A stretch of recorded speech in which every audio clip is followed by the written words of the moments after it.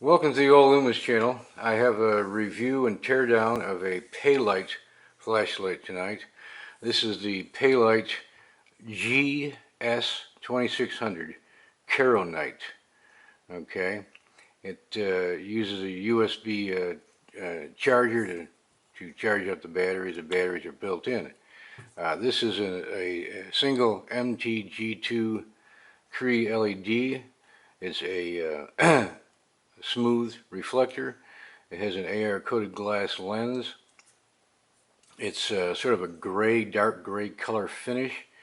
Um, has your has a switch on the back along with some LEDs, and has two switches on the side. Okay, I'll go through just the basics of it, and we'll do a little tear down and see what all is inside of it.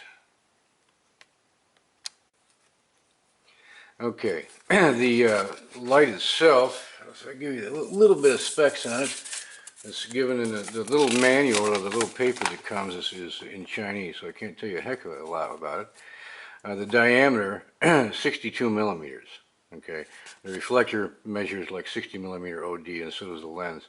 Overall length is 166 millimeter. Weight is 0.83 grams. Or kilograms, 0.83 kilograms, and in pounds it was like 1 pound, 5 ounce, something like that. So it's fairly hefty. It has batteries in it. There's supposedly two 26650s, but they're built in as a battery pack. 5600 mAh for the battery pack overall, 500 mAh on charging, and output is maximum is 3000 mAh. Okay. Then I'll go through the switches on this thing, because there's three of them all together. The switch here on the tail end, that has a dual purpose. A short press turns on a night light. Okay. Short press turns it off. Long press, and that's fairly long, turns on the light itself. Okay. Then a long press again turns the light off. All right. These two switches are your infinite adjustability for high and low. It just steps as you hold the switch. Let's see if I can get her to do it now. Okay, there you go. And there's the lowest setting. All right. It's not really a moon, but it's pretty close to it. And then the other switch brings it back up again to the highest setting. You can see PWM, pulse width modulation, until you get up to the highest setting, and I don't see anything more on now. Yeah, when you get to the highest setting, you don't have any more. You also have a strobe, and I think if you press, there you go. If you press a long press after you get to high, you can get to the strobe, and a short press or long press turns it back off again. One or two. There we go.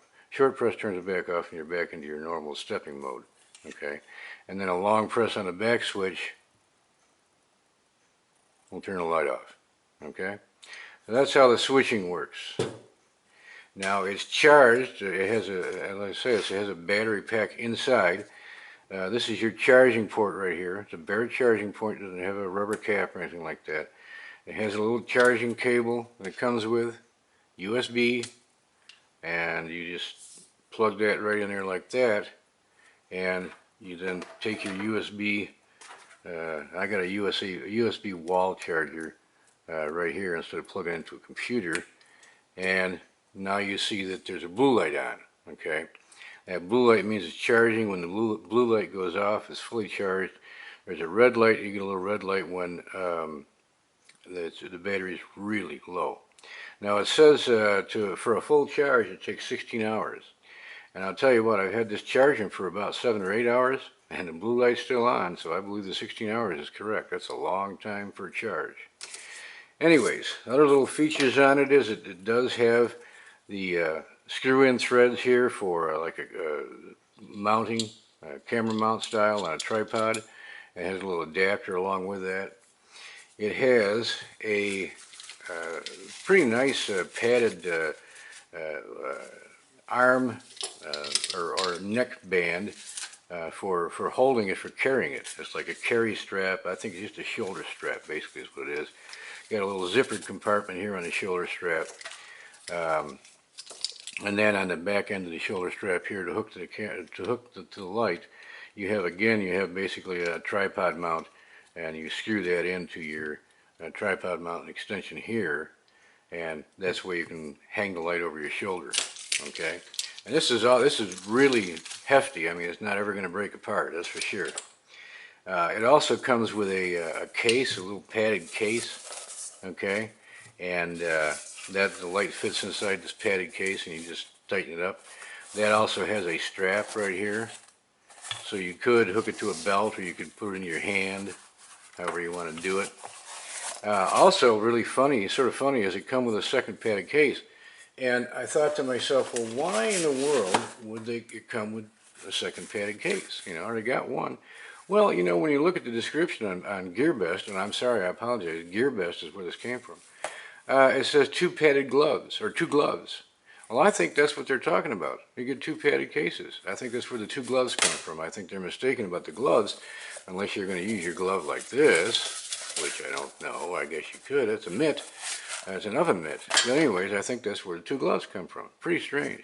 And I have to apologize to GearBest. I should go back and do this again, but I'm not. This is the second time I'm doing this. GearBest sent this to me free of charge, no cost, so that I could review it. They know that if I like it, I'll tell you. They know if I don't like something about it, I'll also tell you, so they're taking the risk. But they sent it, got here like in 5 days, they sent it for review. Well, I'm going to be tearing this light down here in just a short period of time. Overall, from using this light, and I've done some beam shots with it already, I'll say that there's a lot of things I like about it and some things I don't like. I like the heft of the light. It's a pound and a half. That's quite a bit of light right there. I like the flat style to the body. Okay, you can use your switches by holding the body like this. You could use both your switches that way, which you got to use the tail switch and hold it down to turn it on and turn it off. I fault it for that because that's just one of those things. Now you're back to two hands again to use the light. Okay, you got that long hold down for a couple seconds, you know, before that thing turns on, and then again to shut it back off, you get a long hold down again. So I really sort of disagree with that, but hey, things are the way they are. The buttons are all metal buttons, and they're not going to break off very easily. This one is flush mount, so you can still stand the thing on end. It's not going to affect it. So that's a lot of difference from an old rubber cap. You know, that's a lot better. I like the fact that you have the LED outputs. I like the fact that you have the little night light in there. That's pretty cool too. And that's going to be a very low drain, so you could, you know, leave that on, and at least you'll know where your light is, you know. So I like those features. As far as self-charging, I can't agree with that, because 16 hours to charge the batteries, that's a long time. You know, what it should be is be able to take out your cells and go ahead and change them out. And I have a feeling you probably can. When I get this apart, we'll take a look and see, but I think we probably can. To be able to change the cells out rather than have to wait all that time to recharge. Other than that, there's only one other thing I like about this light. Overall, fit and finish is very good, except for this O-ring right here. Okay, this O-ring is so loose, and you can see how it's so loose that when you try to put the light back on again, or to put the body back on again, it just pinches that and tries to pinch the O-ring right off. So the O-ring should have been made quite a bit smaller so that it would stretch over and stay in place. Threads are not square threads, but they're clean and done well. The body to head threads are excellent. The threads on the rest of the light, which is basically a two-piece, three-piece head. This is a top upper bezel here. Then the head comes apart in two pieces to remove the reflector and lens. Those threads are a little bit rougher. They're not terrible, but they're not fantastic. They're just, yeah, you know. Quite a few fins for cooling. Quite a hefty head for cooling. When we get it apart, we'll see how much we have for it. There is an integrated LED shelf in there. When we get it apart, we'll take a look and see how that all looks inside. Okay, and I'm going to be taking out the battery compartment as to battery section 2 to see if I can just change out them cells real easy. which would do away with having a need to charge it. The USB charger function may just be an option. You may not have to use it. Good stainless screws here on the back cap.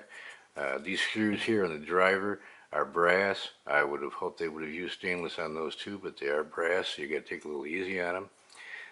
Overall, like I say, I like the light. You know, I really do. I like the weight. I like the feel of the light. It's got a good finish. It's not just plain black. It's just a little bit different with that dark charcoal gray.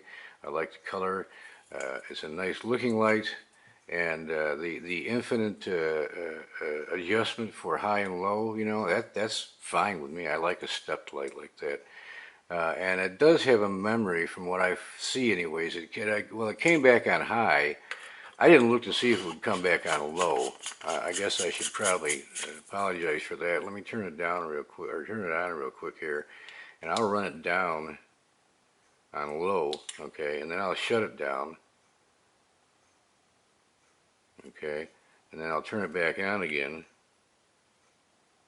okay, and it came on low. So it does have mode memory. Whatever step you leave it at, that's the step that's going to come back on when it turns back on again, okay.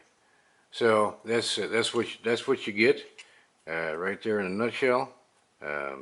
It's about $85, I believe, something like that, $87 in GearBest website. Nice thing is it comes with batteries. You don't have to get batteries for it. I think it's just a little rich. It'd be a little nicer if it was less than that. But it does have a really big, beautiful reflector, air-coated lens, and overall a well-made light. And now I'm going to be doing some teardown on this. And remember, I do have some beam shots, which will also be up on the website. Budget Light Forum will be on this thread as well. And thanks for watching here. I'll get ready with a teardown. Okay, welcome back. We're into the teardown phase now, and I've found some interesting things in the teardown. We'll go into the battery section first. This cover that's in here is held by two large head screws. You remove those two screws and you sort of need to keep your finger on it because it wants to pop out spring loaded because there's springs on it, alright? And that cover aligns in here for your electronics with these 4 pins right here, and for your circuit, and there's your battery positive, or terminals rather, and you put you probably can't see inside, but there's a positive and a negative, same down here. So one battery goes in positive, one battery goes in negative, and they are just 26650 cells, or flat tops. And so you can, by removing those two screws, go ahead and change out your cells. It doesn't have to be always charged in a light. Charging in a light is an option, but you can just carry a spare set of 26650 cells if you want, so you can just change them out pretty quickly. You might not be able, they're knurled so that you could get a hold of them with your fingers, but I couldn't get them with my fingers. They were too tight for that. I had to use a screwdriver still, so you may want to leave them a little looser so you can do it in the field pretty easily with just your hands, okay? But yes, that solves the question of whether or not you can change these batteries or whether it's an integrated pack. They are just separate cells, so you can change them out. And these are 5600 mAh, and they're Palight batteries. Don't know who they really are made. I don't doubt Palight's making them, and I doubt they're probably that high of a discharge rating. But of course, I can't really do anything, you know, for that myself. But that solves the question of the battery pack. The head I've taken apart, and as I say, here's the upper bezel is just basically for show. The lens is down inside of here where that would be on the very top.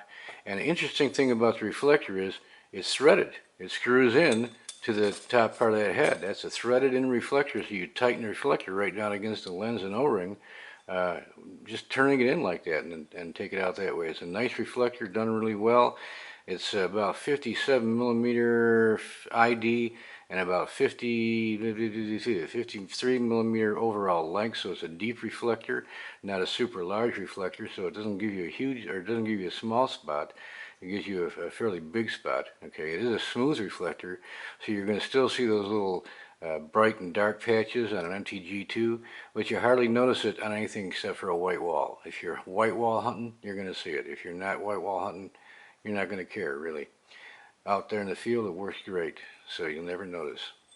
I took the 4 screws out from the plate here, and I went to take that apart, but I can't, the wires are very short. You can see here, there's two locating pins right here that keep that MCPCB in place. And I tried pulling on the wires and twisting to see if maybe they were twisted in place. It looks like they're actually just soldered that short, so I'm going to have to either desolder them or cut them so I can take that part off. You can see it is a solid LED shelf inside there, and we'll see what this driver is like here in just a minute. Okay, so I just went ahead and cut the wires. I'm going to change them out anyways. It's a solid shelf. There was some thermal paste in there, not thermal adhesive, just thermal paste in there. It is an aluminum star, not a copper star. All right, looks about 26 millimeters, so somewhere around there for size, but it is an aluminum star. I would prefer it was copper. And here's the driver, and I'm not going to be able to tell you a lot about it, but I'm going to try to give you some idea just by looking at what I'm doing with it, holding it and shaking it so you can't really see anything. Everything's scuffed off. You really can't see any numbers or anything on the parts. But that is the driver right there, okay? I don't know if there's any way to do much about modifying that. I'm going to maybe take some stills and see if the gurus here can say, well, if you just change this resistor, you do such and such. And if there's any change I can do, I'll do it before I let somebody have this light.